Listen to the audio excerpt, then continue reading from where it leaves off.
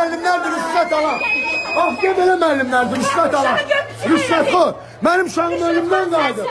Mənim uşağım ölümdən qaldı. Mən uşağım ama senin kimi. Senin kimi.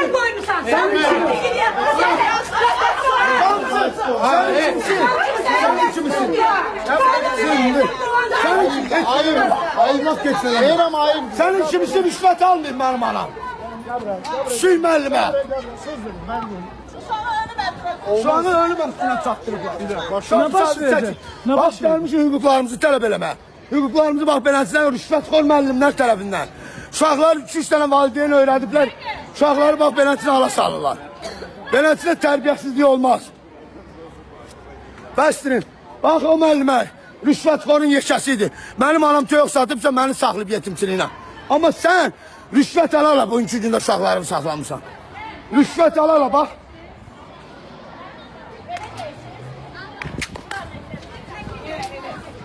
Rüşvət alala, rüşvət alala, uşağını saxlayıb. Bana o söz ki, toyuq satın mənim mamam. Mənim mamam toyuq satıb məni saxlayıb, yetimçiliyinə.